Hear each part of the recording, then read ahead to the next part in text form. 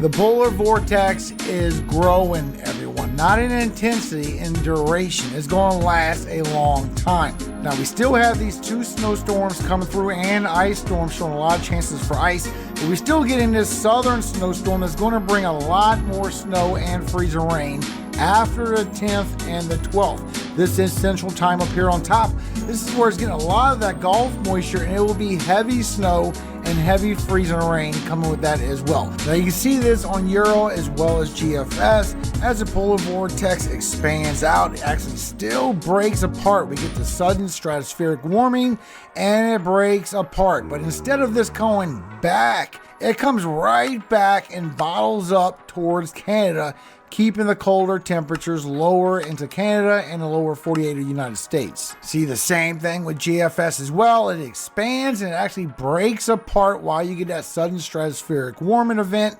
Then it stays right along the eastern side of the lower 48. And then you can see the northern piece actually comes together with the southern piece instead of the southern piece retracting back. This will keep colder temperatures a lot longer. I want you to remember what I just showed you. So in 4 days, you can see the update with the Euro as we get this below average anomaly coming through, bringing these 2 snowstorms Wednesday, also for Friday and Saturday.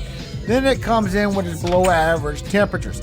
Now look how it expands out once we hit Valentine's Day, and it expands and brings in those sub-zero temperatures all the way towards the southern side of the lower 48, all the way into the eastern side of the lower 48. Very cold anomaly coming through. It still needs to retract back and hang out for a little bit before finally leaving out to the north. And we're already on the 17th. This is going to last for quite some time. So look how long this is lasting. This is your lower level temperatures at 850 millibars. As you go Tuesday into Wednesday, you get that snowstorm coming through.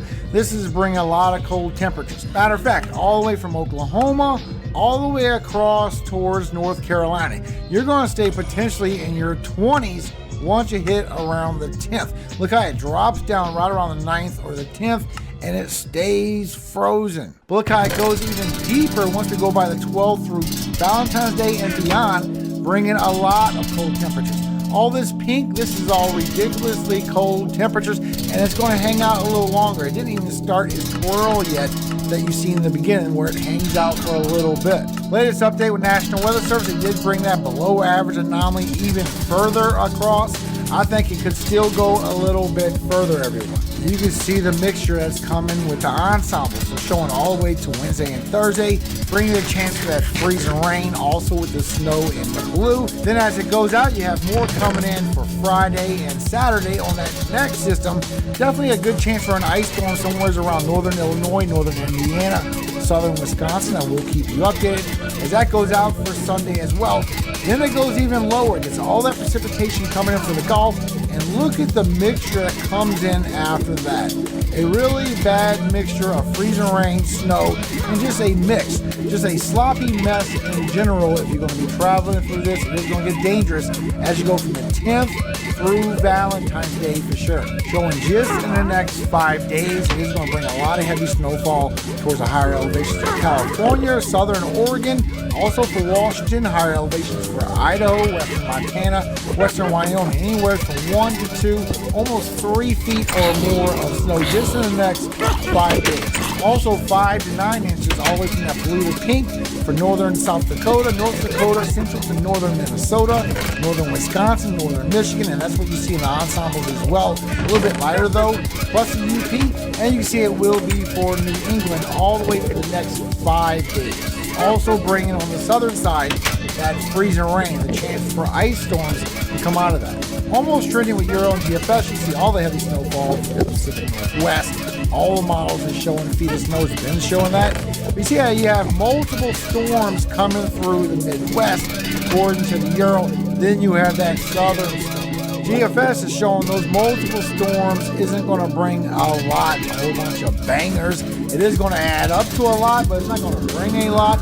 But it is agreeing to that southern storm as well. This is right after the 10th when that cold air lowers down and it starts bringing all that precipitation, all that moisture from the Gulf, making this a strong snowstorm, a strong ice storm. A lot of moisture in the cold air. Still the same risk for the snow from the 8th through the 14th. This has not changed, and the 8th through the 10th for New England. So look how starting for tomorrow all the way until Thursday, you keep getting the 20s coming on down.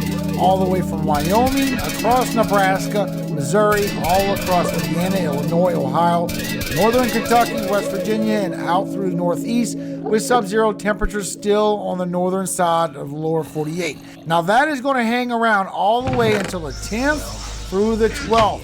Then it's going to go even lower. And this is where it stays down all the way from Oklahoma all the way towards Virginia for a few days. You see that? And once you pass Valentine's Day, this is where you get that deeper dash of cold temperatures. And this is where the polar air is coming through, and you're waking up around the 15th and 16th, where they're going deeper into Kansas and Oklahoma, feeling like negative temperatures outside, all the way through the Ohio Valley and the Great Lakes. And look how it comes down again, just bringing those sub-zero temperatures across, single digits, negative temperatures, and that's where the freezing temperatures come in, because it starts hanging around for a long time. Bringing bad wind chills as well for Tuesday, Wednesday, Thursday. Stays on the northern tier all the way until Friday. Then it lowers down towards Kansas, all the way towards Virginia. And once you go towards the 10th, then it goes to Oklahoma, it goes into Texas, goes all the way to the Carolinas. Here's your wind chills. This is 11th, this is Tuesday, the 12th, the 13th. Then you have Valentine's Day. This is where the polar temperatures come in, and the wind chills are just ridiculous. Coming all the way down for the 14th, the 15th, for the 16th, just keeping these cold temperatures down. Potentially going all the way towards the south and the southeast with 20s, teens, or even single digits hanging around for the 17th as well. This could go on a few more days, everyone. Just like I showed you in the beginning, if you look here, this is right on the 10th and the 11th when it splits.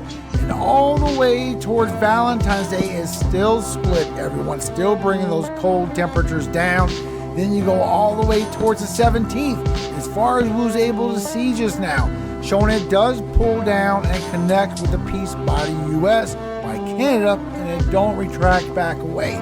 Then it hangs out some more. And it still needs to hang out more because it needs to leave. We're already on the 18th. This is going to consolidate and bring colder temperatures longer, showing that these temperatures could last, and it'd be a long duration event, everyone, where it's going to hang out towards eastern Canada, right over the Great Lakes. And that would keep the polar jet on into lower 48, bringing those colder temperatures. So I will keep you updated. Thank you so much for your time, all your help and support, everyone. I'll see you first thing in the morning. Now, before I go, Matthew 10, 16, and 17. Stay sharp, everyone. Behold, I send you forth as sheep in the midst of wolves. Be ye therefore wise as serpents and harmless as doves. But be aware of men, for they will deliver you up to the councils, and they will scourge you in their synagogues. Amen. Have a great day, everybody. Get ready for these cold temperatures. They're going to be hanging around for quite some time and get colder and colder the longer we go into February. I will see you first thing in the morning. Remember, all glory does go to God, our Father in heaven, Yahweh. And I always hope He keeps you safe every single day of your life and forever. Amen. Hallelujah. Amen. Have a great night, everybody.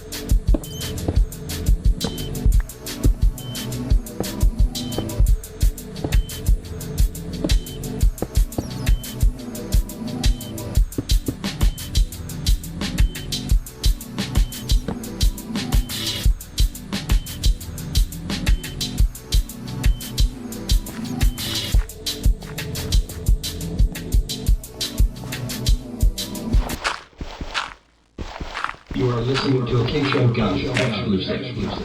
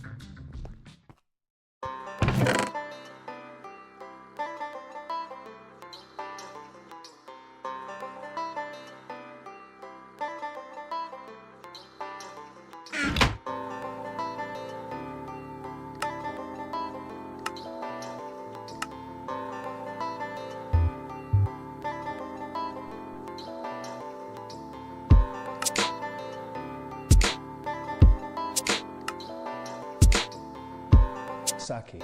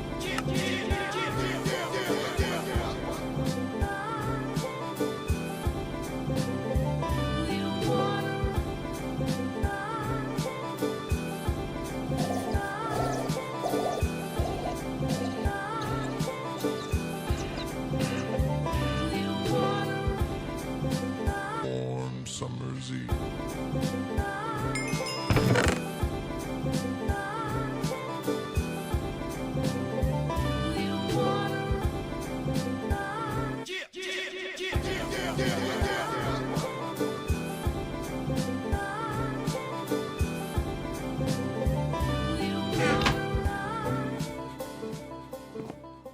a warm summer's evening, on a train bound for nowhere, I met up with a gambler.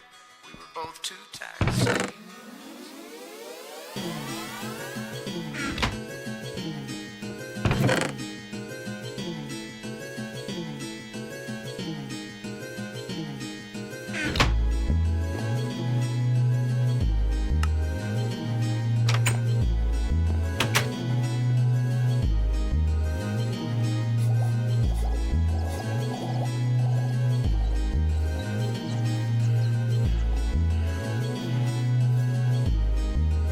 Negro sock.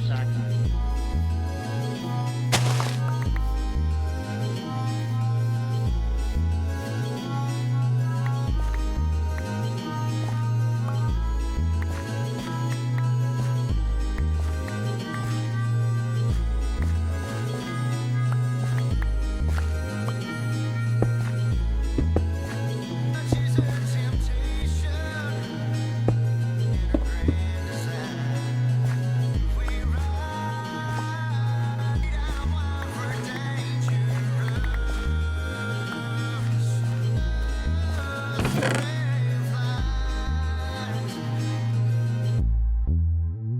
She's a temptation in a grand design.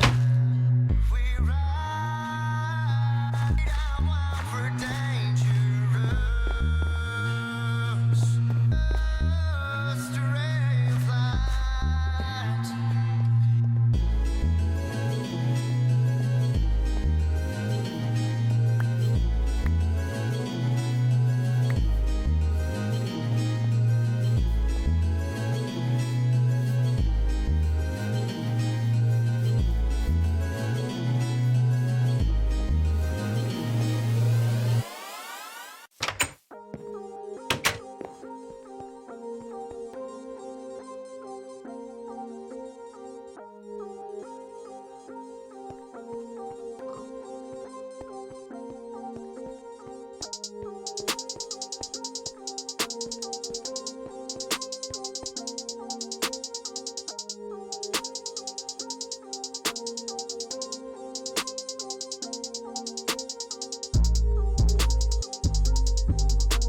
What's up guys, Omni here. You guys know how it goes, another day, another video. Last night I tweeted I sleep. What recent news, topic, tweets, videos you want me to talk about tomorrow? We have a lot to talk about. Holy freaking moly, dude. We got an update on the DJ Academic situation being weird with a 15-year-old kid. It looks like Mans is getting officially packed and canceled, like Dunzo. I'll tell you all about that. We got an update on Destiny. A good friend of his, Abba, made a video addressing the allegations. We'll take a look at that together. Apparently Trump has been trumping a lot more than usual this week, along with all the executive orders he's been filing. There's something going on with him pausing student loans and federal grants. I think the federal judges are trying to stop that. I'll let you guys know what's happening on that front. And yeah, there's a lot more, okay? Whatever I can't cover in today's video, I'll probably make some one-off videos going forward as well, coming into the week, okay? Give you guys just more videos, even if they're not long, super big, chunky wongies. Also, you know what I really want to talk about? I honestly want to do a deep dive on that one situation that's happening with, what's that person's name? Justin Baldoni and Blake Lively.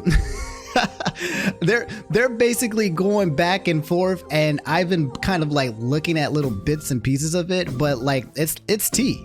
I've heard it's some pretty wild tea. Like I really feel like it might be one of those things where we do like a nice deep dive, start at the beginning and figure out what's going on with this internet celebrity drama going on with these two, because I heard it's getting pretty good. It involves Ryan Reynolds, and yeah, we might need to do that sometime this week, okay? Because I really want to know from the beginning to where we are now what the hell is happening. But first, we got to smoke a pack watch. That's right, DJ Academics is officially friggin' canceled, okay? And I don't mean like canceled in the word where it's like, Omni, come on, don't just throw that word around. No, Mans has officially been yoinked and removed from Twitch and is losing sponsorship money, okay? When a person does something and they start losing like their freaking way of living and life, that's when it's starting to get serious, okay? I didn't think it would actually get to this point, but it looks like the brands and the people, they're finally responding, and ACK is getting packed. As you guys didn't know, on Monday, we talked about this briefly about DJ Academics, okay? He was basically,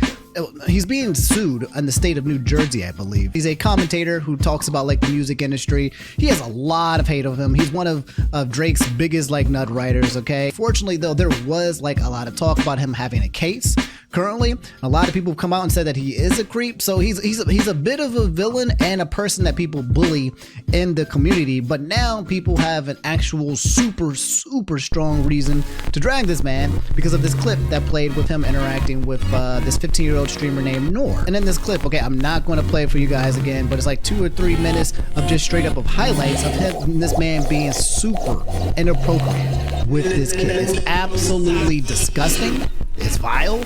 It's nasty. It's like you do not talk to kids in this way, talking about them and their sexuality and them and having it. It's bad. It's really bad. If you saw the clips, then you know. If you haven't, go back and check the past video. But it was some wild song. Anyway, as of yesterday, DJ Academics has officially been banned from Twitch. So he streams. I believe he streams on Twitch. He streams on YouTube, and I believe he multicasts on like other platforms as well.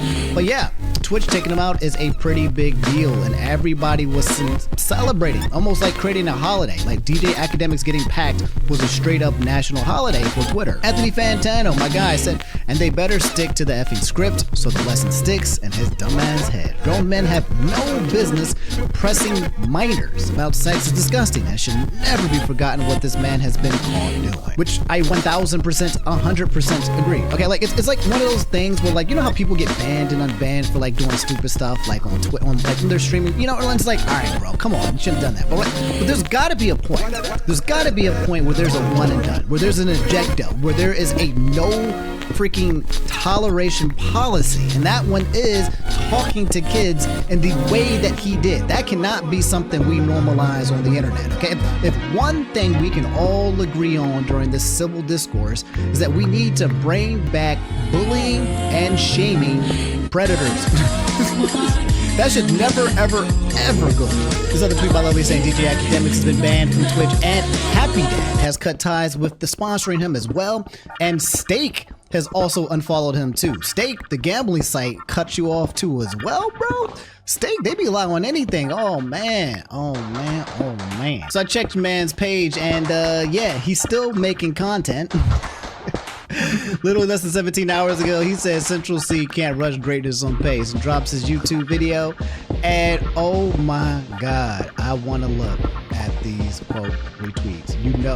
You already know that he's getting cooked. Oh my god, you got the solo leveling dude. Turn the replies on. He said turn them on. Turn the comments on, bro. What are you doing? What you afraid of? You posting on Twitter, you here, you in the space. Go ahead. Let's see what happens. They got your mans. They got your boys. He was your man too. It's you this time, right? This is, oh man, my boy Lou Ratchet got absolutely ratioed by this guy that says turn them replies on, nigga. Turn them on. Turn them on. See what happens. See what happens. One of you guys sent me this YouTube short. I hate navigating YouTube short. By this guy. This is, oh man, my boy Lou Ratchet got absolutely ratioed by this guy that says turn them replies on, nigga. Turn them on.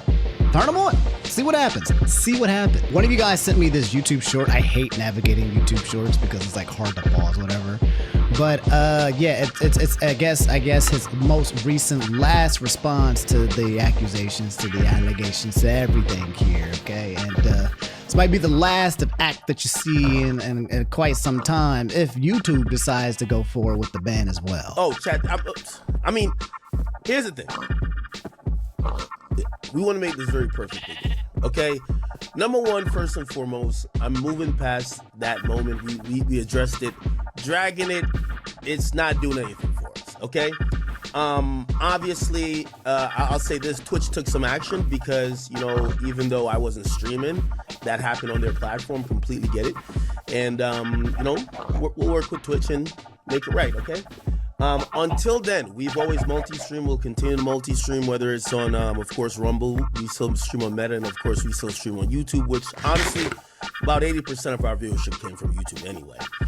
That'll continue. I see a bunch of pages kind of just saying random stuff, and I don't know if it's to elicit a response from me, but I could tell, you know, when the shark starts circling, you just don't want to keep dropping blood in the water. You are the shark, dog. What are you talking about? You are the shark.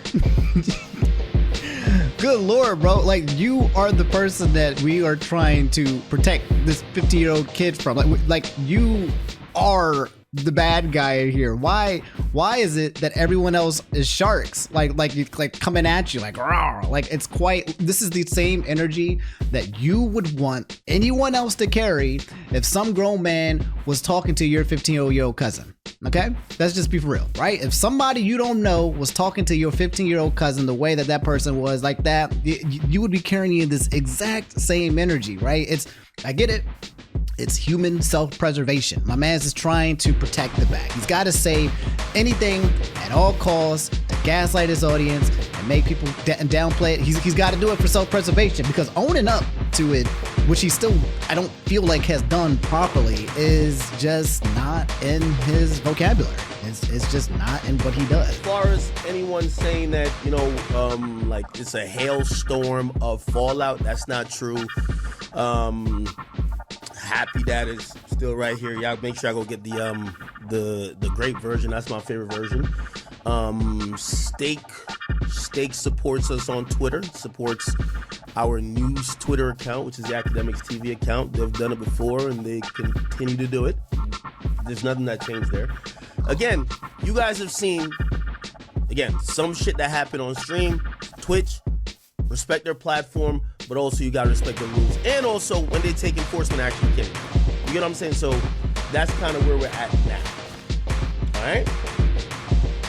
Somebody said, what? Marvin's Room? No, not a Marvin. I do like Marvin's Room. Again, we're not streaming on King Academics today.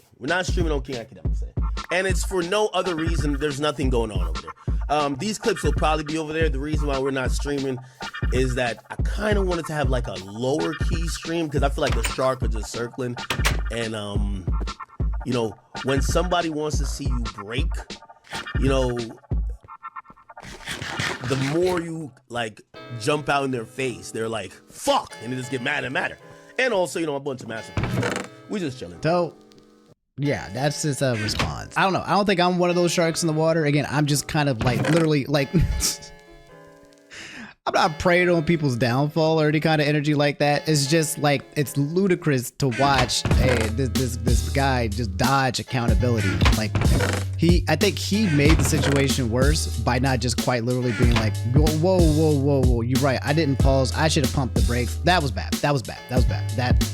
No, literally, like, he could have probably potentially salvaged something by immediately acknowledging how stupid that was and how bad it was, and doesn't know what could have, would, but didn't. And now the way that he's kind of carrying it is just more so like of a downplay and projecting and saying that everyone that's coming at him are sharks in the water. And like, it's like, bro, come on, bro. If you're going to be a shark in the water for any kind of person on the internet, it would be for you, for a dude who's out here talking to freaking kids like that. That's what that's for. Like, if we're going to allow this kind of energy, it would be for you. And I think if it wasn't you, you would probably agree with it, but it is you. So now you got to go into lockdown self-preservation mode. But yeah, guys, that's the DJ Academic situation in a nutshell. I'll let you guys know if there's any updates. I'll let you know if he's, right now he's safe on YouTube. He said he's still working with Steak. I'm sure people are not dropping this. They're going to try to get they're going to try to take away his money. Because obviously what he did was absolutely terrible. So I'll let you guys know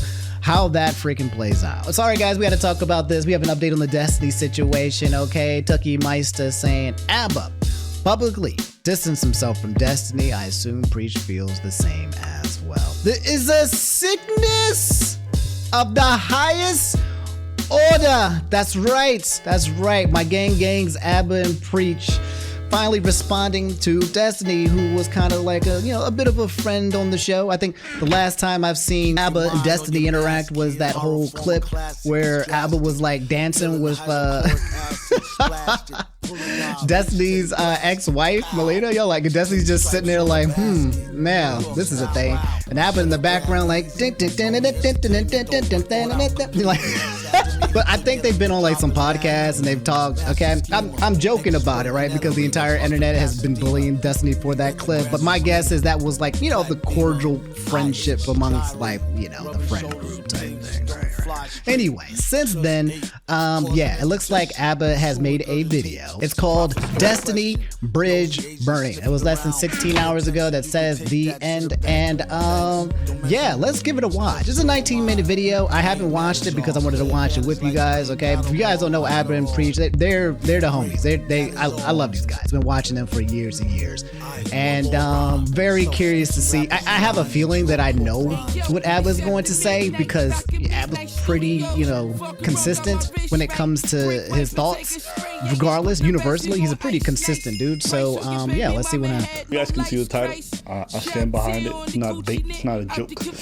Destiny's getting canceled, all right? And the reason being this time is that he supposedly had an intimate relationship with some women, and what he would do is when he would film intimate moments with these ladies, record them, he would share some of these with other women he was approaching. In one case, he shared it with a 19-year-old e-girl who he had never met in his life, and he was flirting with her and shared videos of himself sleep with another person without their consent. Essentially, the 19-year-old gets hacked, and that stuff goes public. The person who was in the videos finds out, loses her mind, files a lawsuit asking Destiny for a huge sum of money. And then, you know, it comes out thereafter that Destiny apparently had also recorded a lot of other women while they were in his apartments without their consent. So this has kind of gotten bigger and bigger since. We're back. Me specifically, where's Preach? Preach busy, you know what I mean? Out there doing gay shit with his wife. Me, I'm here for you guys right now. Where's Preach? There he is. I was up in Africa. It's gonna be weird without having Preach sitting here for like the first 3 minutes of the video. Like this is usually how it goes. First 3 minutes, it's just ABBA letting everybody know what's happening. Preach don't look like he even want to be there, and then until he starts talking, and then you realize he has a lot to say about it. And I would love to hear what Preach has to say about this joint. He'd be like, no good, cannot, no, this is not acceptable, not acceptable. Now we're gonna see what I guess what ABBA has to say about this. This is a pretty big deal because it sucks, you know, being ABBA, because like when somebody who is the homie, I've been in this situation as well, who was kind of like a homie, an internet accomplice in terms of just like people you've interacted with, gets put like in a terrible situation, and you're like, oh god damn bro, what was you doing? What was you doing? And now the people want to hear what I have to say, the people want to hear what you have to say. It's a really shitty situation to be in because you don't want to see that in the homies. Like if you guys at home have like a good friend or accomplice, it doesn't have to be a good friend. It could just be somebody that you know, that people know, that you occasionally hang out with. You're not trying to get Lou Ratchet, you know, but like that was your man, that was your homie. You don't want that to happen to you because it's just like, but at the same time, you can never really know what people are doing behind closed doors, right? So it sucks. It sucks for everyone involved. More specifically, the victims, okay? The women who have been recorded without permission. That's the one who it sucks for the most at all. But also it just sucks on a level when you just find out that one of the people you thought was your homies was behind back doors doing some creeps. If you think I'm gonna take my time away from my people so I can go spend time on the internet to talk about white-on-white violence, you are bugging. And if you guys are wondering what Preach is,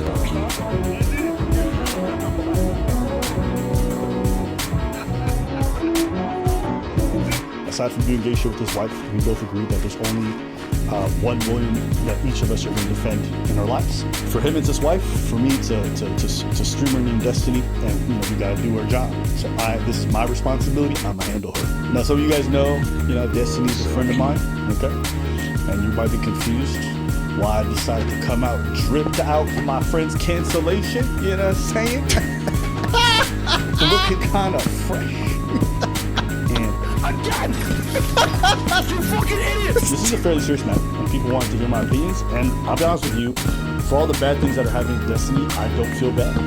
The reason why I don't feel bad, and this might surprise some of you who don't know this, me and Destiny have spoken about his dating behavior for a very long time. We've talked about it on stream, off stream, and I've always been very vocal about the fact that I think he's very fucking dysfunctional with how he handles his dating, with how he prioritizes pleasure over everything else. And I think the roots of a lot of these issues in this whole situation is that he prioritizes his own selfish desires over other people's well-being, over what's good for his business and his career. And now it's costing him more. It cost him already some things in the past, and he's always been very much in denial about how it affects him negatively. And now it's costing him even more. And I'm, to this day, not entirely sure if he's ready to really acknowledge the impact it has on him. So the thing though is like, here's the thing, right? When it comes to being selfish and self-desires and being a goon, being a freak, to be completely freaking honest, I don't think that's the problem. I think the problem here is the lack of respect.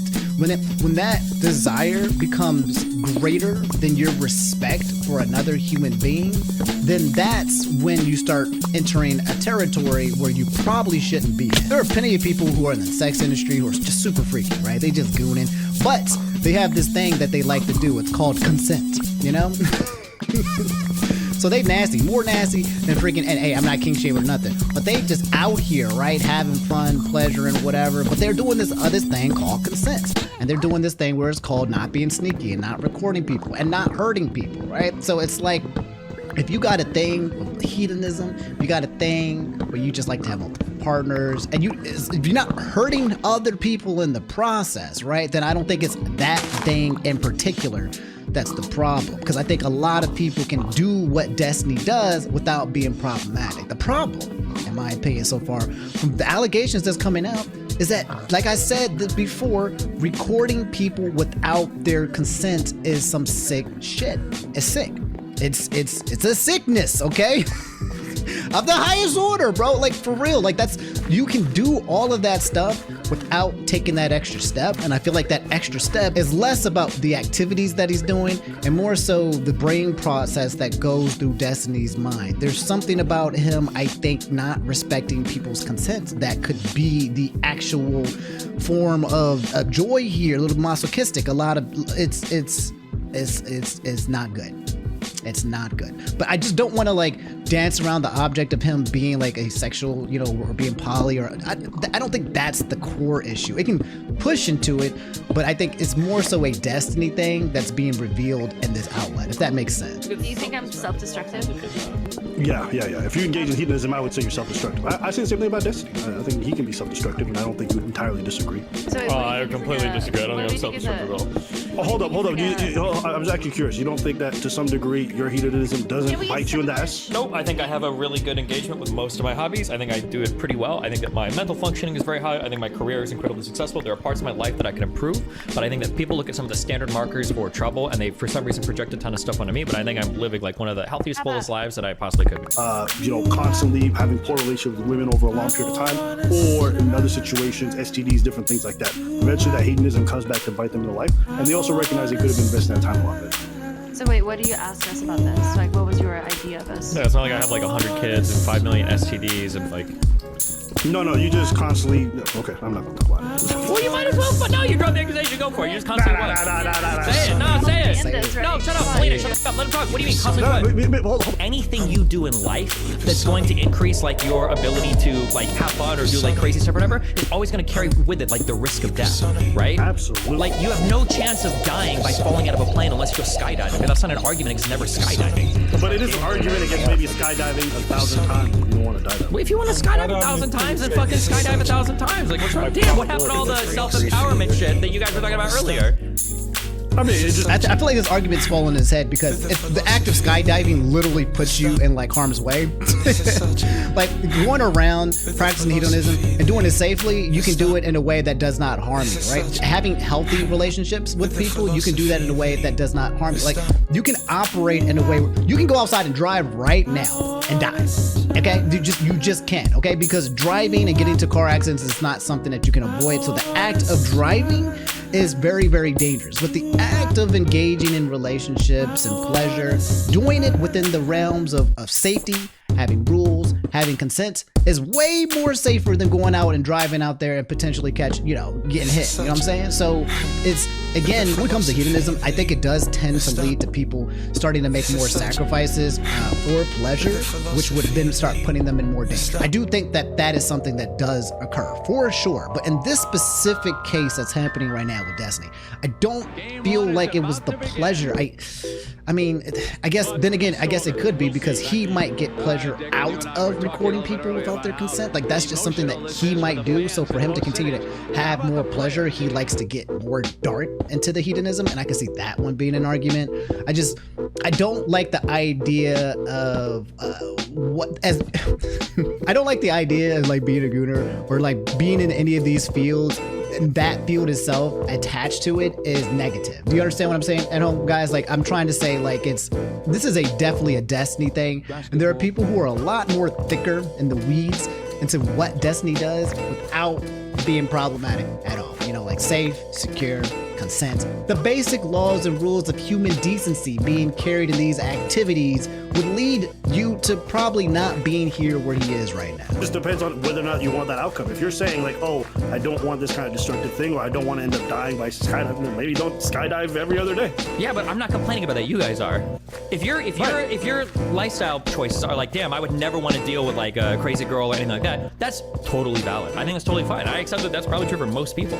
But like, I'm okay with the trade-off on that for like all the benefits that I get. I like a lot of people. I like traveling a lot. I like doing drugs. I like my stream shit. That's like super fun for me. To be like, well, doesn't bad stuff happen sometimes, so you shouldn't do it? That doesn't compute to me. Like, I feel like I'm living a super amazing life, and I feel like there's a lot of shit that happens all the time. I understand it might be a lot for some people, but it seems weird to be like, oh, well, I think that you're like secretly like hurting or damaged inside because of some negative outcome. It's like, or to others, because I think the main thing with this is you have to think about the activity. The activity involves hurting others. Like, even Destiny, as good as he is at what he does, probably can admit he's broken a lot of hearts, he's disappointed a lot of women, he's made a lot of people upset. It's not just how he feels about it. When you involve other people in this kind of issue of pleasure, other people get hurt as well.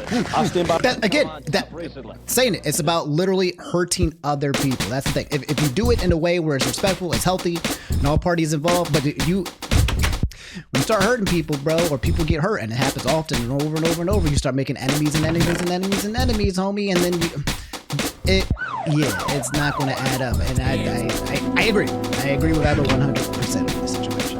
What I said at the beginning, I don't feel bad for Steven whatsoever because he knew what he was getting into. He was brazen about it. When he was warned, when he said, hey, this is a bad idea, this is a bad lifestyle, he said, I don't care, I want to have fun, it's fun.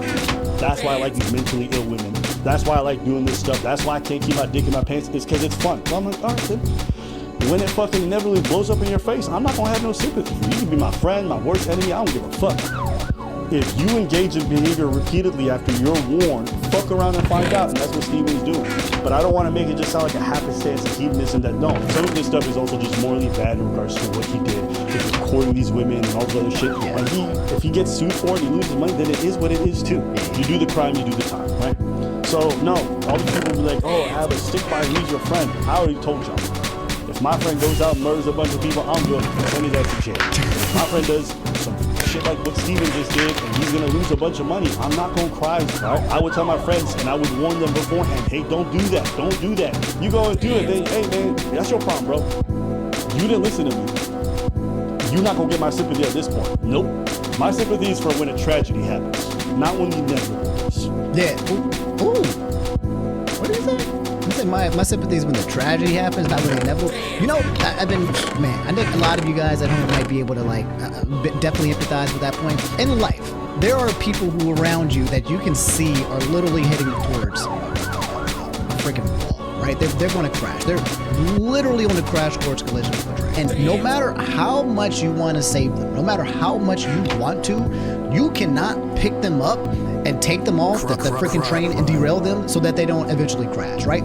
You cannot help people who do not want to be helped, especially if they don't even think the train coming at them is a big deal, or they think they'll survive the crash, or even worse, they want to get hit by the train, right? Unfortunately, there is only so much. There's the dichotomy of control, okay? okay? What you can control, or what you cannot control. And in this situation, you can do your best to influence your friends and the people around you to not get hit by that train. You can let them know what the tracks look like. You can show them the freaking map. You can say, hey bro, I've seen this before. Here's some examples. You can do all you can. But if somebody wants to just sit back for the ride and say, hey, thanks, but no thanks, I got this covered. And then the accident, and then that's it, right? It was foreseeable. He said it was inevitable. Apple was like, I think this is a path that's going to lead you into a bad place. Now you're in this bad place, and I'm not going to act all freaking surprised, Pikachu face, now that you're here, like, oh my God, my friend, no. I told you, bro. I tried to tell you, and I can't have any sympathy for you because I warned you. It'd be one thing if maybe you got caught off guard and like, I wish someone was in this corner giving him advice. No, you literally had someone in your corner giving you advice, trying to tell you to kind of like temper yourself a little bit, bro. Watch out. Here, I'm seeing the signs, man. If you don't pay attention, if you don't care what I have to say, that's fine. If you want to do, but like, I don't know. I think I get what I was saying. It still sucks. The tragedy is still there of the inevitability, but at the same time, you've already resigned yourself to this happening. So when it does occur, it's kind of like, I don't want to say I told you so, but I did, literally, not even trying to kind of poke fun at you. I did. I literally just told you so. What you want to do now? It's too late. It's happened. Yeah, what you're hearing from me right now is disappointment and a bit of anger, but I'm angry at myself. What am I saying? You know, if there's anything that this situation and that most of the people in these online spaces have taught me, is that these are not serious people. The problems are not serious. The way they engage with relationships is not serious.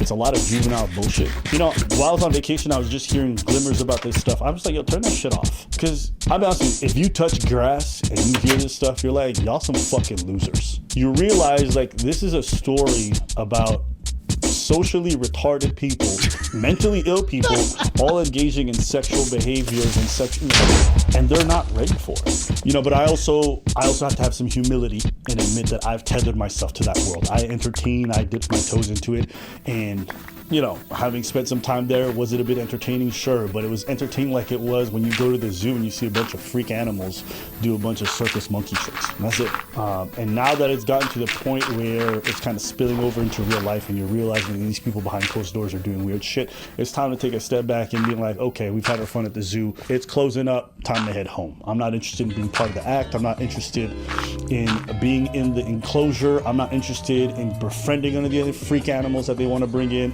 It's just a weird assortment of people, and it's so different than my real life. Like, why am I wasting time on this? Yeah, I feel that too as well. Like we've been on the internet for as long as most of us here, right? There's people who, you know, surf the internet and they touch grass. Most of you guys at home are part of this category of watching this video, sipping some tea, but like y'all are probably normals.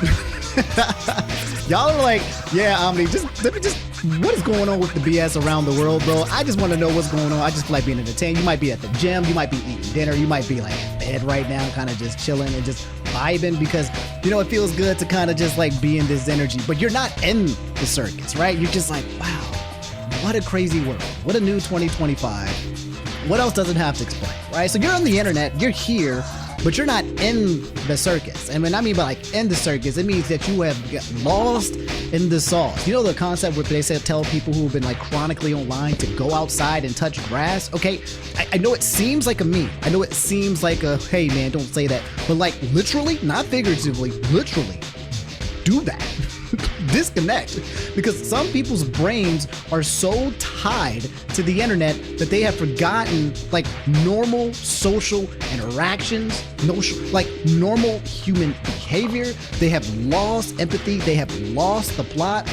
They are lost in the circus sauce, and that's a dangerous place to be. It can be a fun place, you know, going around and just interact on the internet and being in that cyberspace. It can be pretty fun. It can be very beneficial. It can be very lucrative as well, but also it can be very poisonous. It can be very toxic. And the internet is both a amazing place and a scary place at the same time, bro. So in my opinion, if you have that kind of strong attachment to the internet and your brain starts to develop in ways that are just like not cognizant of like actual human beings, like going outside, stepping outside, having normal conversations, it becomes a mess. And I again, on par, agree with Abba what he's saying about this stuff. Is like, he's got to probably cut it when he's seeing that people are getting way too lost in the sauce and it's starting to bleed into his own IRL. This is not beneficial for my business. This is not beneficial for my personal life. I'm not learning anything about social interaction, so I have nothing to gain by being around this. And despite Destiny being my friend, there's a lot of things that I just don't agree with, that I don't want to be associated with. To keep a long story short, for those of you asking, like, all right, well, Abba, what are you going to do going forward? This is a conversation I had with Steven already. I just told him I wouldn't show up on any of this stuff in the future, and I don't think that's that big of a deal because at the end of the day, he's going to be doing mostly political stuff from now on, so it's probably for the best. But I just don't want to be associated with it, and there's a few different reasons, so I'm going to try to go with it, and I'll kind of just break down everything. But there's a couple things I got to get out the way. One, listen, I might be the only person in this orbit who hasn't fucked one of these women, including Destiny herself. I'm not friends with any of these people. I don't talk to them really offline, so I kind of just keep my distance. And that's generally true for me and most content creators. So you don't see us doing too many collaborations. I don't hang out with these people. This whole idea. Same thing. I don't do too much. I'm more of a myself kind of dude as well. I'm actually grateful for it as well, but also like ever since one incident, okay, the bite of 1997, okay, if you guys been around, you guys know long enough what that bite was for me. That's when I started realizing, like, whoa, I need to close my friend group, my circle. I need to go back. I need to start at level 1 and start finding like people.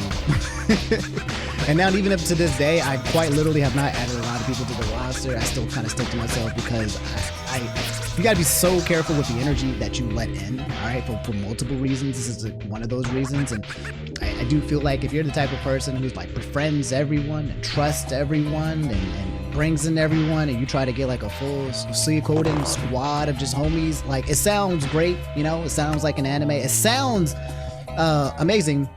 There are dangerous people that can enter your circle, and not only are they dangerous, but they will zap you. They will take your energy. They will harm you. They will hurt you. This isn't like a fear of you connecting with people, but more so that I think it's important to be very selective with who you choose to share your energy with. Very, very important, especially if you have your own emotional bandwidth that is like to a certain degree of how much you can give.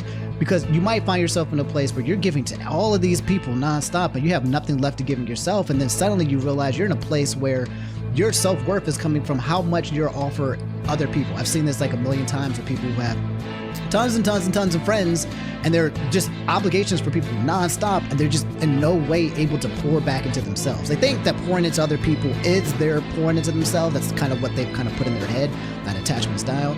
But it becomes very clear that there becomes a neglect of self there. So this is just maybe just a side note, just me talking and rambling and yapping, because that's what we do on this damn show. But yeah, be careful, man. And just advice is to try to keep your circle smaller, and really try to, if you are going to bring people in, is to create quality relationships, people that you can connect with or connect deeper with, that you can be authentic with. That is, in my opinion, key.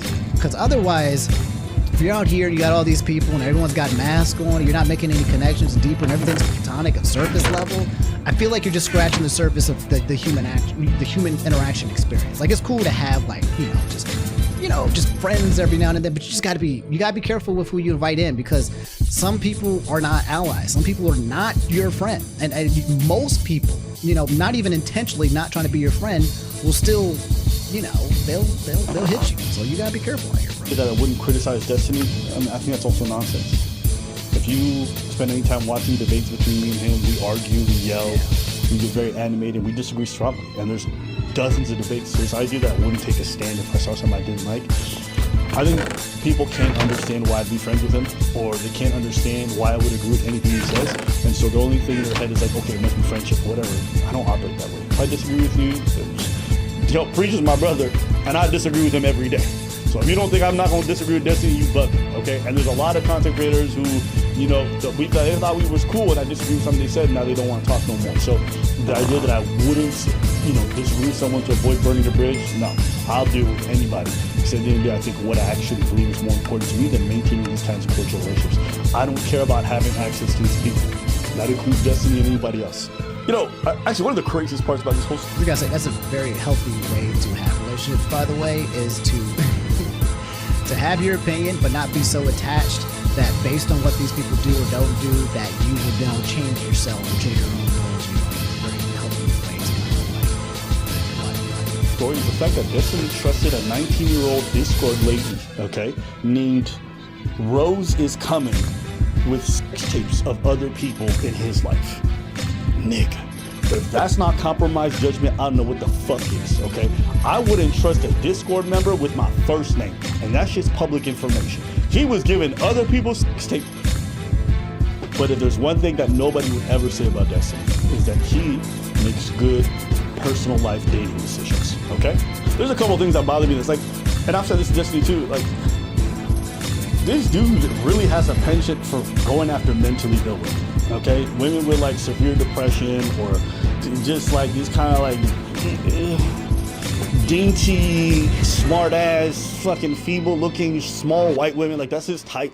And a lot of them got like self-diagnosed BPD or some bullshit. Like he just likes that. And I don't know. To me, the fact that there's a pattern with a lot of these girls is a bit weird.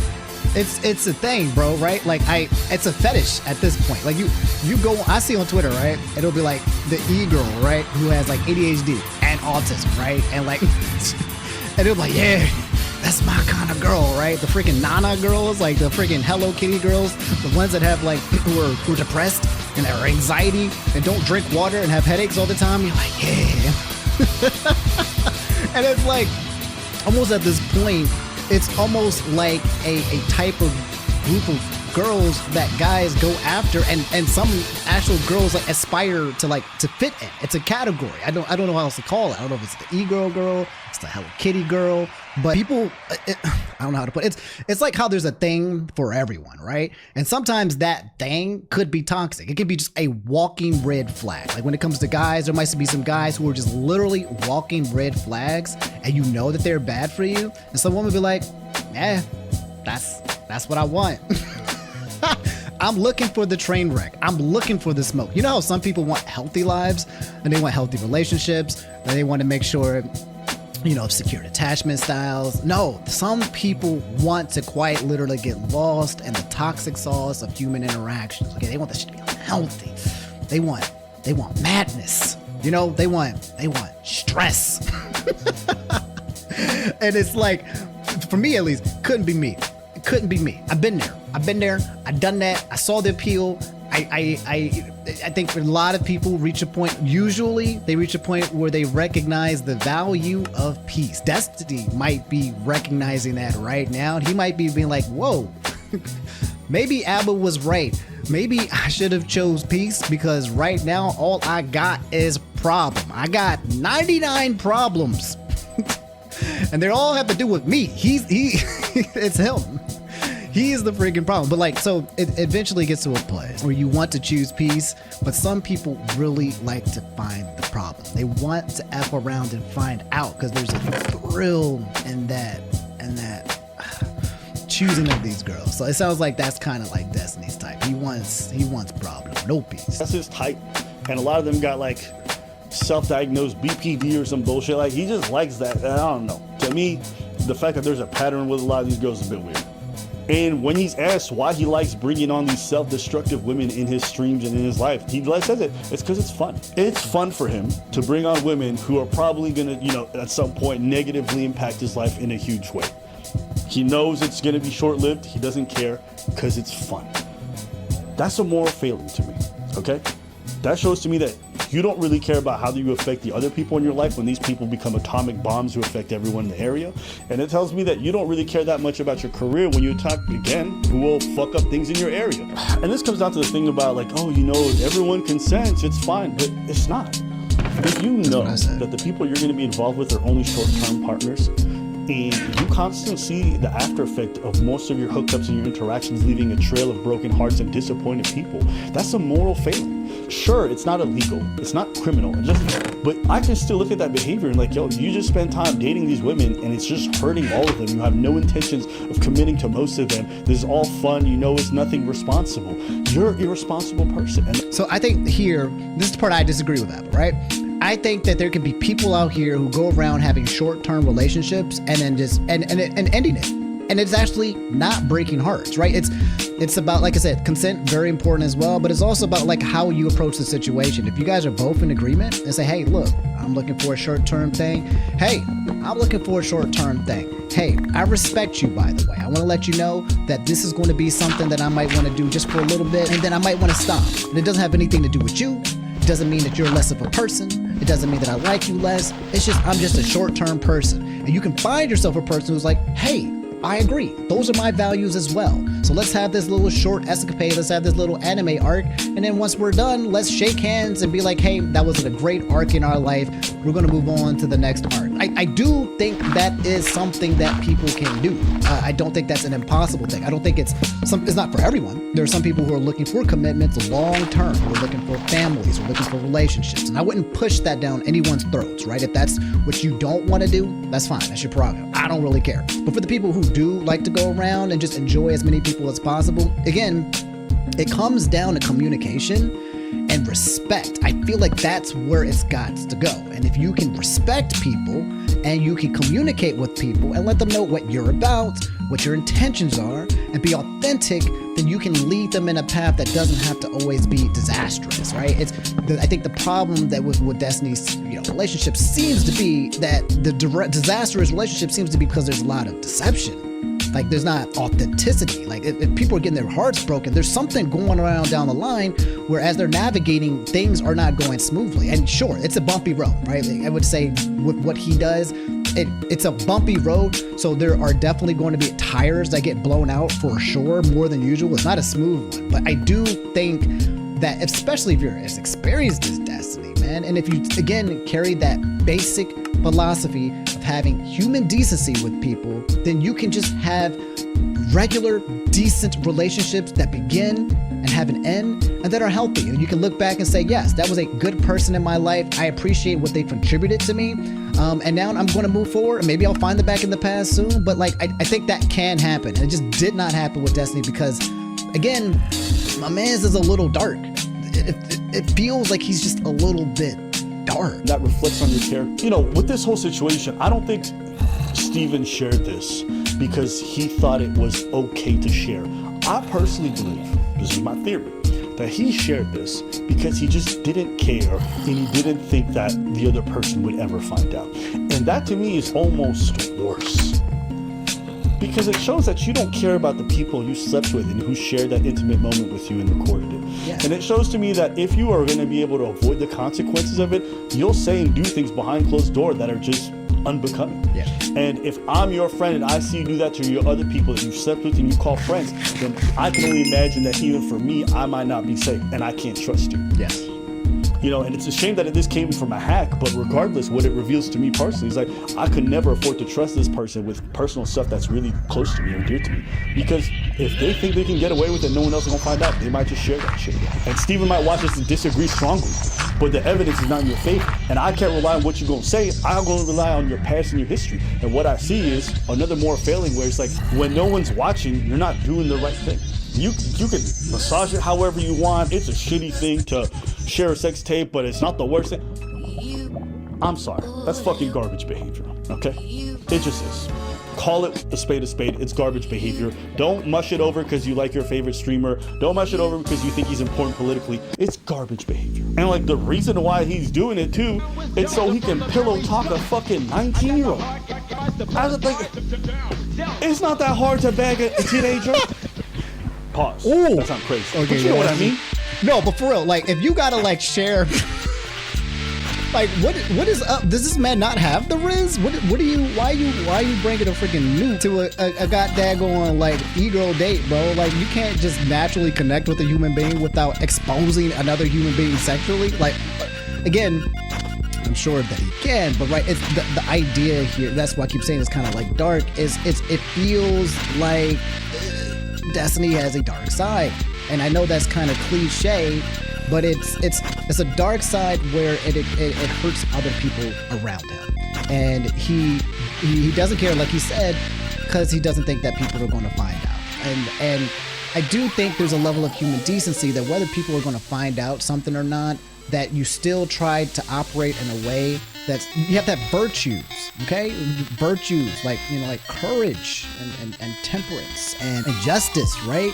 If you live in a way with a little bit more virtue in your life and a little bit more morality, then there are some no-nos, regardless of who sees it or not, that you will carry yourself in, because that's just how you want to live your life. And one of his virtues doesn't seem to be is protecting the people around him, or keeping the things private within the bubble, right?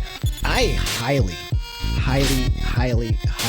value the one-on-one human interaction of like privacy and safe spaces. It's one of the most valuable things I think you can have on this earth. And sharing feelings and emotions with another person, and then those feelings and those emotions stay in that bubble. That is it's so rare. That's the sad thing. It's so rare. But when you can find that, hopefully try to find that, man, it feels good. It feels good to have that human interaction where what stays between you two stays between you two, and you guys will protect each other's safe space as well. You'll protect each other's feelings, and you protect each other's emotions. That's a really powerful thing. So it's showing that Destiny is not capable of that. And worse, he'll weaponize it. That's the problem, right? So not only will he just like talk shit, gossip, or something like that, or tell people's business or whatever. No, that's the basic. That's the bare bones of how human does. This man will weaponize it and spread it in ways that are just like, it's heinous, it's garbage, like you said. So that's a very major difference here. It's not. And you should like it is such a weird form of like, I don't know what the fuck that shit is. And one thing he said, I think he said something like, you know, that was me a couple of years back. I'm on Vyvanse now, which Vyvanse I think is like some kind of drug, ADHD, I don't know. He's like, I'm on Vyvanse now, I'm really just focused on political stuff, I want to stay away from the drama. It's like, I didn't realize they made a, you know, finding God moment for druggies. You know what I'm saying? Like, you know how some people do a bunch of fuck shit for their whole life, and all of a sudden they go to church once and they're like, I found God. Like it absolves all the bullshit that they just done.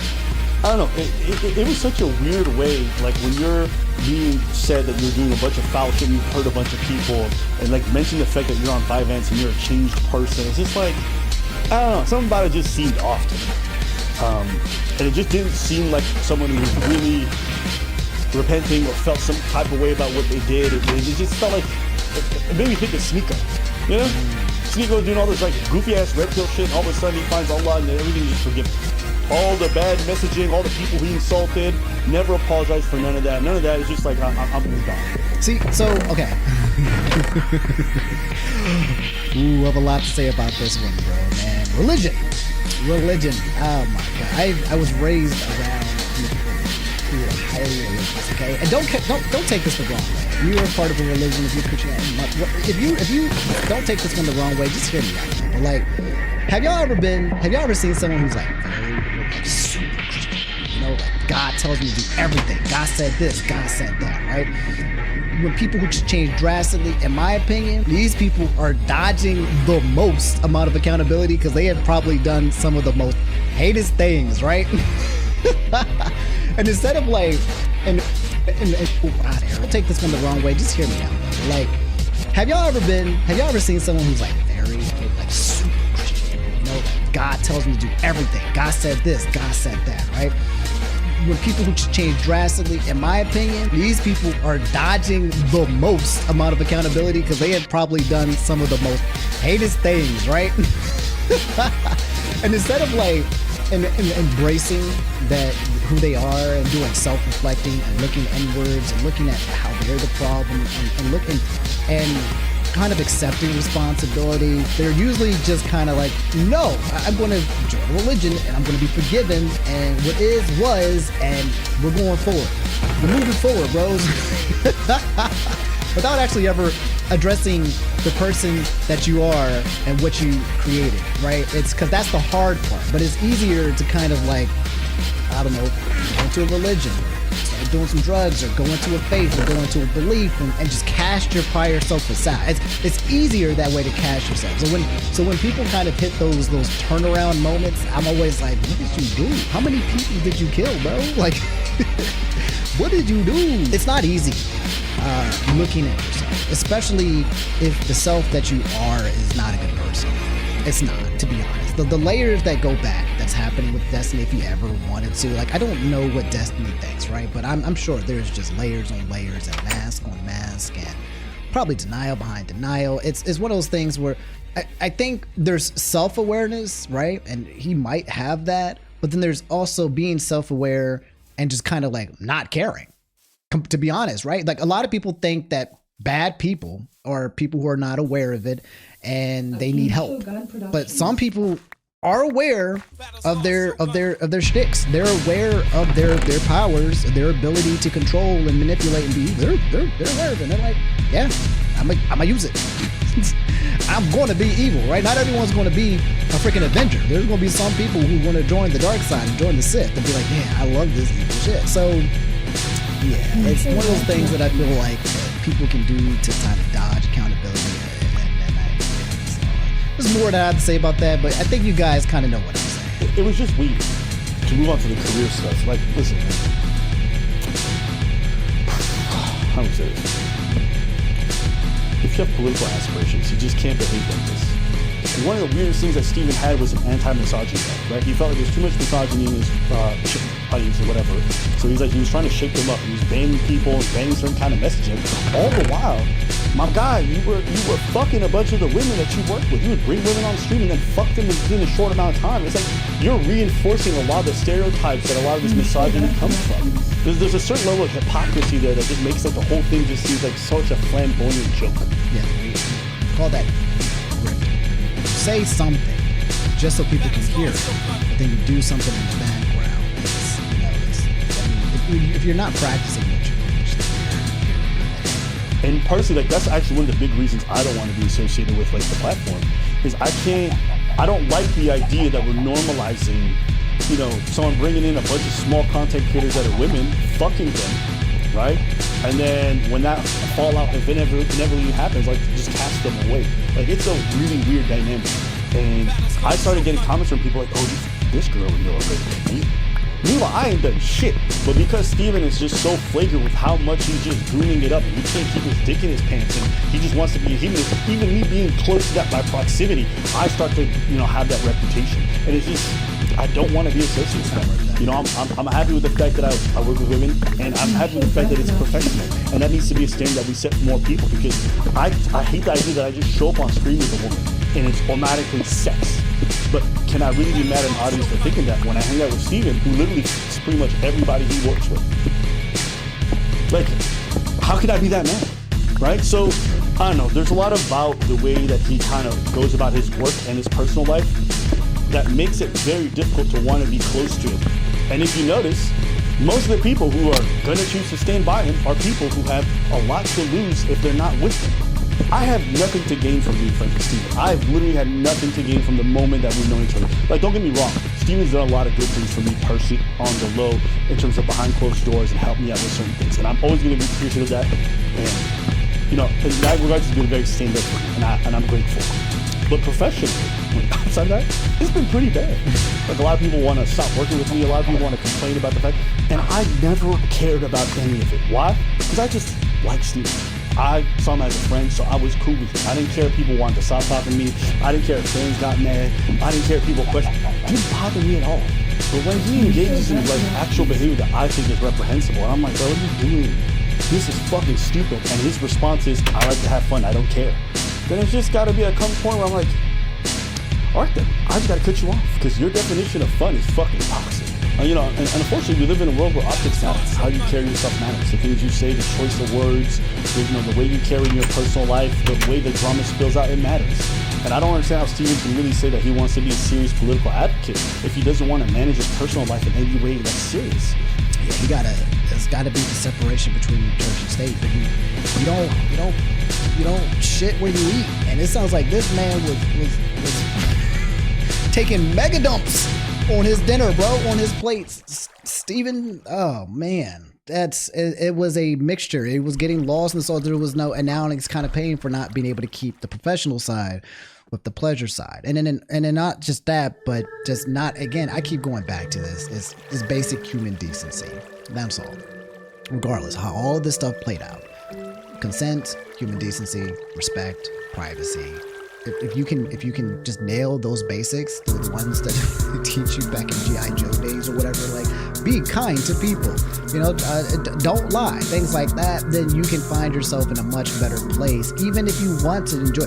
I do think that you can be hedonistic, you can be a gooner, but just be authentic gooner, you know, like just be an authentic gooner.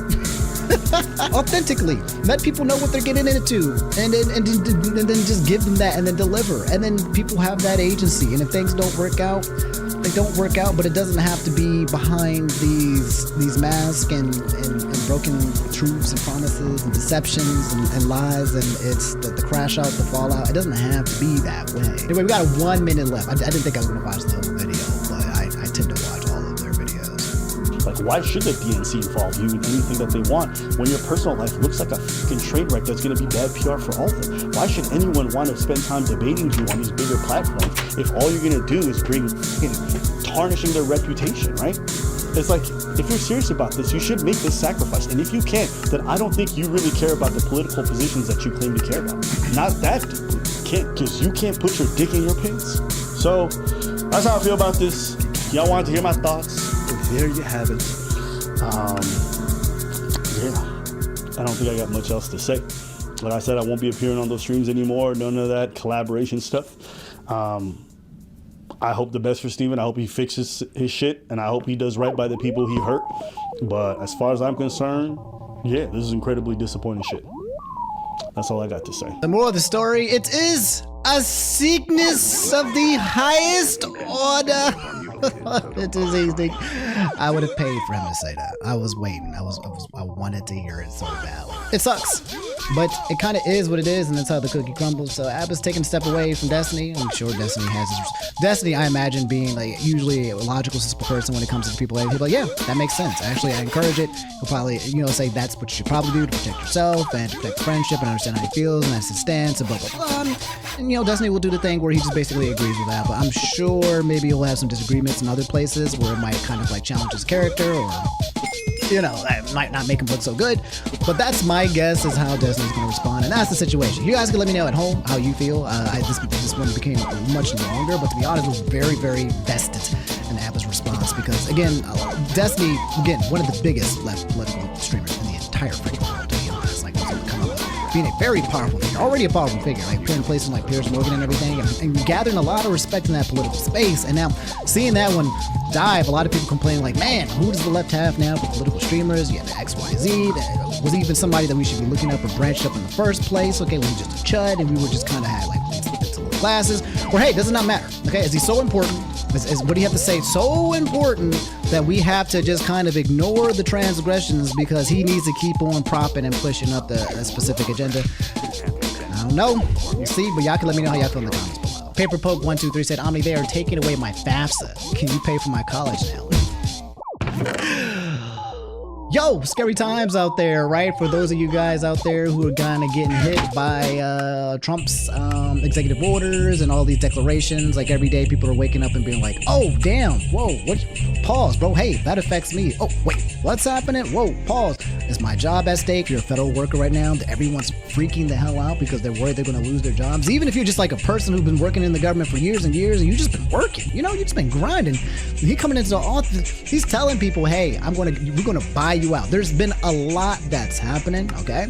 I'll tell you guys objectively what's going on, okay? Don't worry, I ain't trying to push no agendas or objectives. I'm just gonna keep you guys informed so that you can stay ahead of the things that's happening as well. But yes, but also, I kind of goofed up in one of my prior videos the concept of tariffs, okay? So, you know that I have this dyslexia type thing in my brain where I'm saying something and I'm like, yeah, this is exactly what it means, and then I'll swap it out in the last minute, okay? People are like, Omni, do you even know about tariffs? Like, goddamn, yes, I know about tariffs, okay? I'm a freaking CPA, graduated from prestigious Smith School of Business. Okay, I know what the hell I'm doing, all right? I know what the hell I'm saying, all right? Just sometimes, y'all know me, man. I can't even say basic words, correctly. And I mispronounce everything. There's something wrong with me. It could be the tism. I told you. I can say What exactly are tariffs? Have you ever wondered why there are imported products that cost more? That's because there are basically tariffs, which are just essentially taxes on imported goods. Let's say you want to buy a toy, okay, from another country and it only costs like $10, but the government adds a 20% tariff, the government being the United States government. That means there will be an extra $2 tax, making the toy cost $12 instead of $10. Tariffs are basically done to make imported goods a little bit more expensive, so people buy things from locally made products, or just to bring in some extra money for the government. This helps the local businesses, but it also means you, as the consumer at home, have to now pay more for foreign goods. Now here's the part that gets a little bit confusing, okay? The tariff itself is not paid by you, the consumer, okay? You at home, just sitting at home, you're the consumer, okay? You are not paying the tariff directly, okay? The importer themselves are paying the tariff. Back to the example with the toy. A toy from China, it costs like $10, right? The US places a 20% tariff on it, which means, again, you have to pay an extra $2 to the government, the importer themselves. So now the importer's total cost is $12, okay? Stay with it. The toy is $10 and the tariff is $2. So as the importer, right, to make a profit, the importer then raises the price, let's say to maybe $15, okay? That way the importer can make a $3 profit, right? So if it's $15, subtract that from the $12, or subtract that from the $10 and the $2, there's a $3 profit, because people have to make a profit when they're operating a trade. So even though the importer is paying the extra $2 for the product, for the toy, you at home are now paying $15 for this because of the tariff. So you're not paying the tariff directly, but the cost is being passed down to you. And that's how tariffs works, and that's why when these tariffs come into place, it's going to raise the prices for, you, the consumer at home, because the tariffs then pass down to you, indirectly, but you don't pay the tariff directly, the importer does. Does that make sense? Is we good? Did I explain it a little bit of a way? Do you guys understand now? My bad for mixing it up last time. Anyway, back to what we were talking about, the federal grants and the loans. Okay, Haley said, hey, I know you already saw my tweet about it earlier, but the one about Trump freezing federal grants and loans, including things like FAFSA, Medicare, Section 8, WIC, SNAP, etc.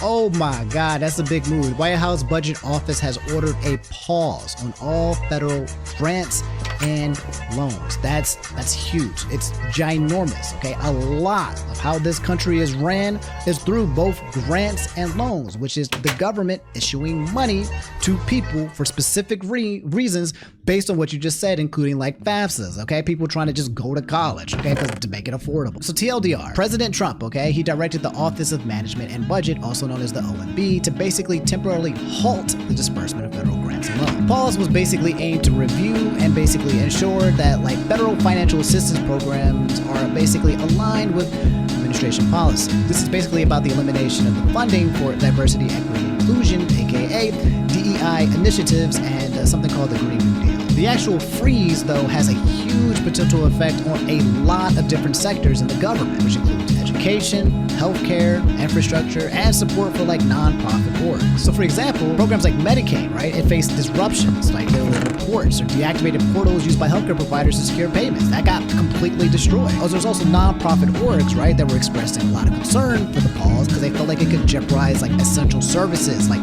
food assistance or like domestic violence, or like we already just said, FAFSA, right? What's happening with the school loans and the students, bro? People are basically applying for college, and now they got the FAFSA, they got the scholarships and the grants, and now that might not be coming to them is what's happening. But in response to the directive, okay, a group of nonprofits, they basically filed a lawsuit that challenged the legality of the funding. U.S. District Judge Lauren Ali Khan basically issued a temporary restraining order effectively blocking the admin's pause on federal financial assistance. This action mandated that the continuation of federal aid and distribution until a further hearing is scheduled for February 3rd, 2025, which is a couple days from now. So TLDR, Trump's pausing, right, of the federal loans and grants has now been paused by the judge, and they're going to be looking at it in a week from now to see what's going to come of that, essentially, since they're essentially being challenged. Razor Marks also said basically whatever the government is doing, okay? So I'll give you guys a quick TLDR of some of the things that have been happening over the past couple of days that you probably need to know. First big, huge one is basically the restructuring of like federal workers, okay? So if you work for the government, or maybe you're getting government contracting, okay, this impacts you, or you know somebody, this is a big deal. Almost every single person in the government is being impacted. They're There have already been plenty of people who are getting fired, like OIGs from all these different offices, people from the DEIs have been laid off, okay? There are RIFs. RIFs are basically kind of like PIPs. Essentially, they're going to be laying people off. And there's apparently like emails that have been leaked. I'm not going to put them here, okay? Because I don't know, I'm trying to get in trouble with the government, right? But there are emails that are being leaked that are telling people like, hey, you can be bought out and you can just leave now. And if you just go, we'll buy you out and just get the hell out and you work until September 25th. It's a lot. I mean, just break it down really quickly. So first you got voluntary resignation, okay? The Trump admin is basically offering financial incentives to employees to resign. Eligible employees who choose to leave by February 6, 2025, which is about a week from now in the future, will receive a lump sum equivalent to 8 months of their salary. This basically aims to reduce the federal workforce. Some people were a little bit concerned, I think it was either March or April, right? Where they're going to have to come to an agreement on the budget that's going to happen in the future. So even if they say they're going to pay you out, it might not be guaranteed if the government doesn't come together and agree on what the budget is going to be in April. So it's it's a very dangerous place to be, and a lot of federal workers are just trying to hold on because they're like, yeah, even though you say you're going to do it, I don't know if it's actually going to happen. I already talked about this, but there's the termination of the DEI programs. The admins basically issue directives to dismantle DEI initiatives within the federal agency. They've been instructed to basically eliminate DEI-related positions within 60 days, and employees are encouraged to report any efforts to circumvent this directive. TLDR, okay, they're just trying to get rid of DEI, period. Okay, if anything came out of this from the government and was DEI related, gone, ejecto, gone, vamoose. And if you're trying to stop it from happening, then you're getting vamoose too, okay? It's chucking it out the window. Another thing that's been pissing a lot of people off is the return to office, okay? They're trying to destroy telework. Basically, federal employees have been ordered to return to in-person work, which ended previous telework arrangements. This policy shift aims to enhance productivity and oversight, but it has led to concerns about flexibility and safety on the workforce. A lot of people are concerned because taking away the telework policy is also something that people feel like is a way to get people to leave, right? Like, there are some people who have like moved or changed locations or jobs that was like telework. Like imagine you apply for somewhere, it's like telework. You're like, oh, this is great. Let me go buy a house, here, because I don't have to go drive to DC to go to work. You buy a house, you sit down, finally, this is great. Psych! Nope, can't telework.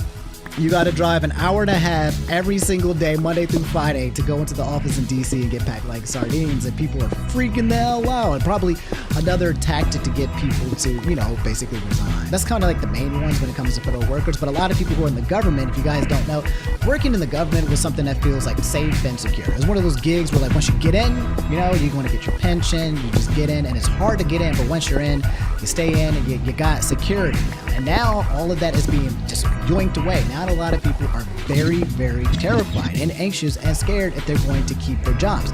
They don't know what to do. They don't know if they're just going to get fired. They just have no idea, and that uncertainty is stressing the hell out of a lot of people in the United States. What else we got? We have the immigration stuff. You guys know, like they're basically empowering ICE to go around and get as many illegal immigrants as possible. I think the other day they had like over 1,000 people deported. It was like one of the most amount of people that have been deported out of America in like one day. ICE, aka the Immigration and Customs Enforcement, basically they're trying to get at least 1,000 daily arrests. That's what their goal is. They're basically trying to get as many illegals arrested and deported. The administration is also reinstating policies known as Remain in Mexico. It's a program requiring asylum seekers to wait in Mexico while their claims are processed. On top of this, they're trying to go back and work more on the southern border, and they're labeling the Mexican drug cartels as terrorist organizations and basically firing back. Also recently, there was an executive order that was signed that prohibits federal support for gender transitions for individuals under 19. I believe this happened just yesterday. The specific order targets federally funded hospitals and universities that provide these services. They've also rescinded protections for trans people in the U.S. military, basically reinstating a ban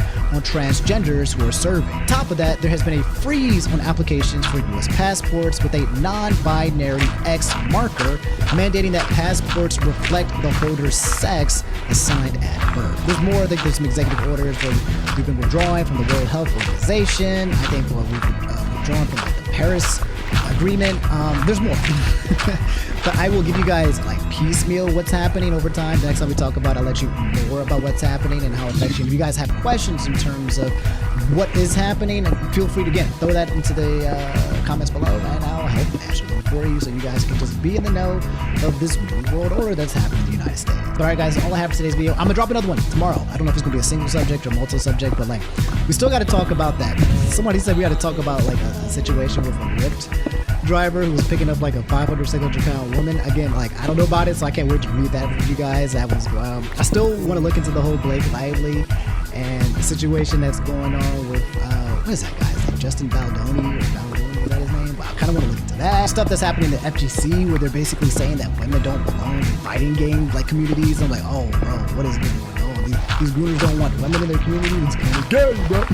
And there's more, okay? So I'm gonna try to flood your inbox a little bit more with either one-offs. Not every video is gonna be a big chunky wungy, but also you'll just get some one-offs that I'm gonna be dropping as much as possible, okay? That's what's gonna be happening. So stay tuned, okay? Hit the notification bell and just, you know, just peep when we watch, all right? I love y'all. I catch y'all later, man. Stay safe in the streets because these streets are not safe. I'll keep you posted on what's happening in life. And I love y'all, all right? Take it easy.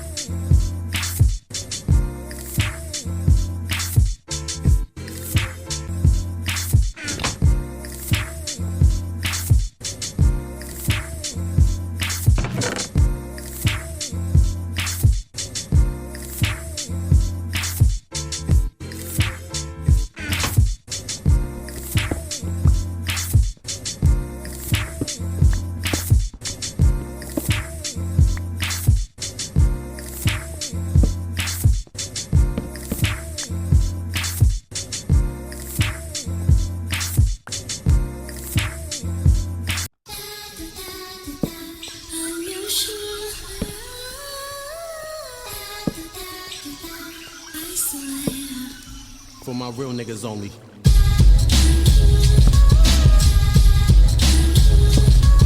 Yeah. Real spit. That's homeless. Real spit.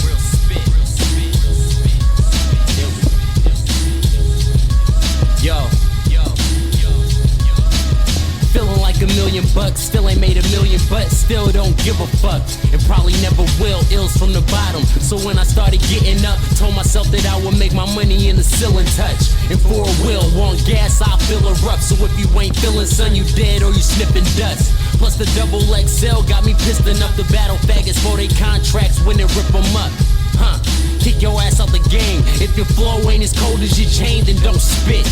Cause we heard you over and over again. How you that rapper who fuck hella dames? No shit, that's elementary. Head spinning like the Kid Capri. How most of y'all my elders but still sound like kids to me. Same song, different beat, same blog, different link. If this how shit is finna be, I might go back to flipping tree. MCs who disagree, please start dissing me. I'm never scared to hit the street. Fade long, kicking heat, and my bars hard enough to make a biter chip his teeth.